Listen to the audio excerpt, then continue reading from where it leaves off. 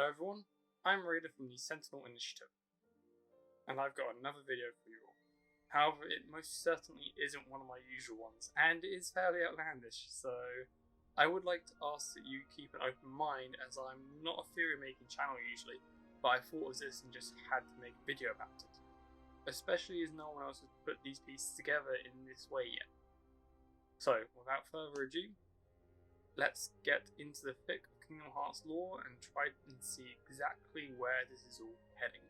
Now then, a bit of background information. I first started playing Kingdom Hearts around 2006 or 2007, starting with Kingdom Hearts 2 and the PlayStation 2. I instantly loved the series and just wanted to play more and more of it, but it wasn't until 2010 I actually got any of the other games because I never knew of them other than the first. My next game would be 358 over 2 days, and since then I have added the 1.5 plus 2.5 box set. When I got Kingdom Hearts 3 for pre-order, I went straight through it, eating through the new addition to the series, but upon finishing it something plagued my mind. How many times has Sora time travelled? With the release of Mind, this query only grew into what I have now made, a 6-part theory. Why 6?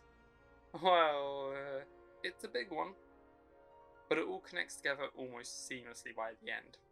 This is an introduction to the theory, and the first part of it, setting the ground rules and work, so to speak. Because there is so much debate around this series, I felt like it had to be done, as this is almost specific to this scenario.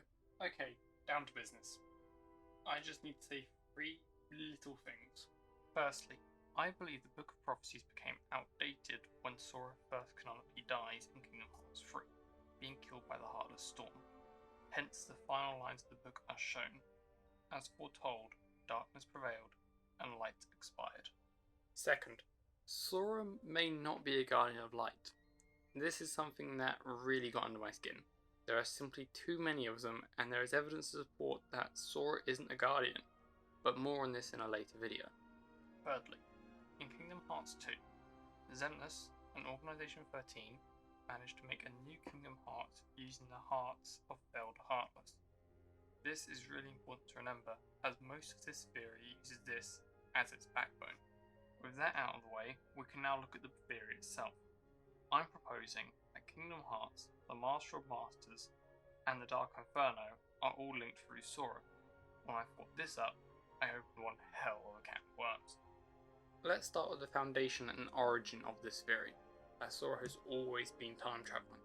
I'm suggesting that every time Sora is defeated in most of the games, so when you die, Sora's heart travels back in time slightly, drawing a past version of himself to re-attempt the fight, giving him subconscious knowledge of his opponent, learning his opponent's moves in the same way the player does, by trying and failing.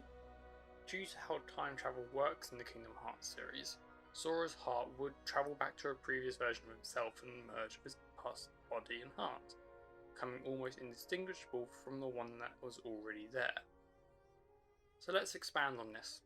If, during a playthrough of Kingdom Hearts 1, 2 and 3, the player were to be defeated 100 times in each game, that would put Sora at 300 copies of his own heart within himself, making him a vessel of all that light and darkness that resides within his heart or hearts.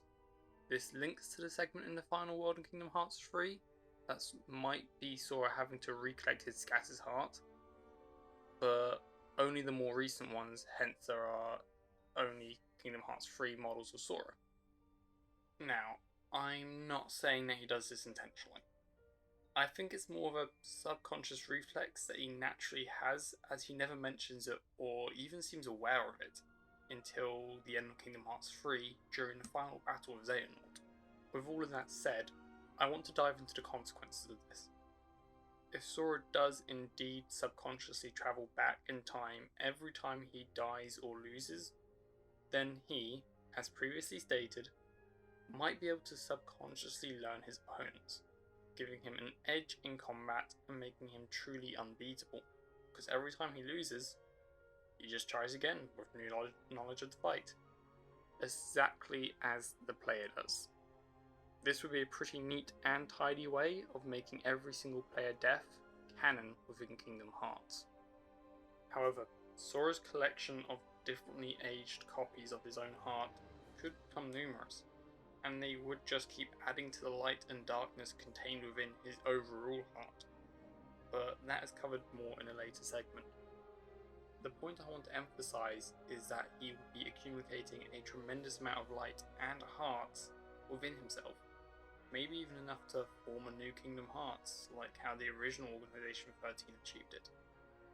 Or could this be the true origins of the original Kingdom Hearts?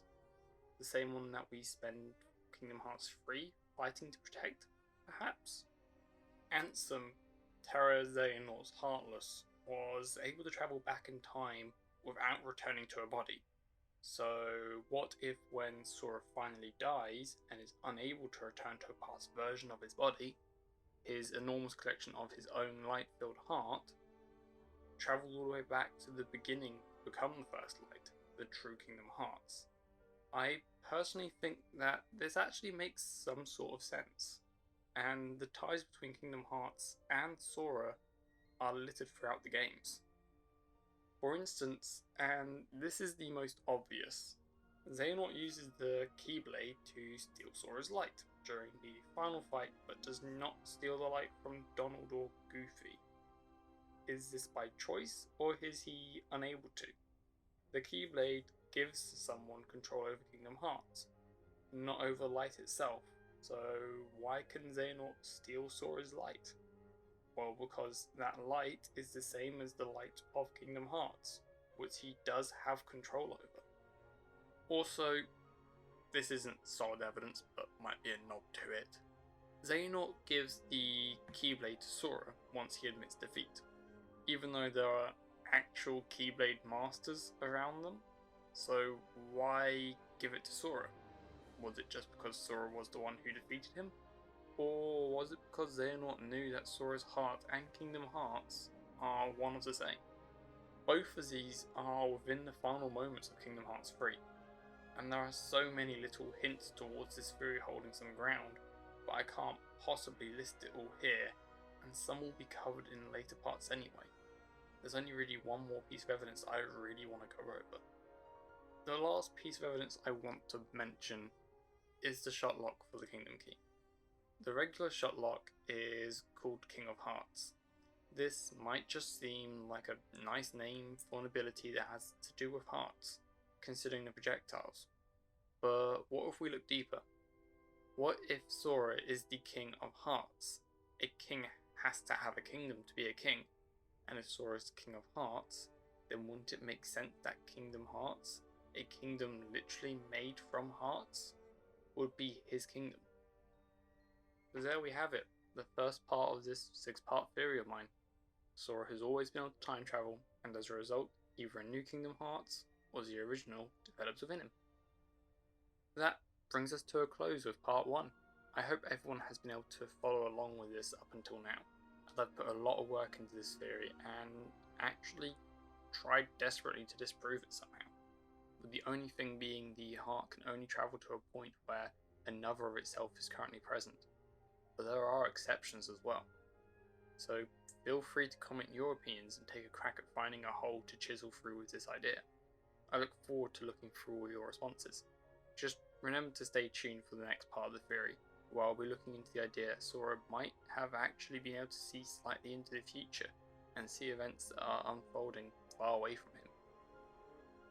With all of that said and done, it's about time that I close off this video. Thank you all for watching. I really hope you enjoyed this theory.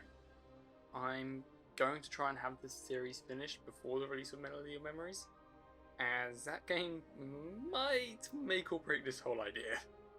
I would just like to give my thanks to another YouTuber called HMK.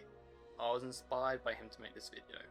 Although we've never actually communicated, his content put me on the path towards this theory, and many parts of it have similarities with some of his ideas. So if you haven't already, go and check out his channel. I'm sure that if you like this, then you will love the stuff he does. A link to his channel will be in the description below. Anyway, the end of this video is here. Please leave a like if you enjoyed the video, and as always, I'll see you in the next video. Till then, Goodbye.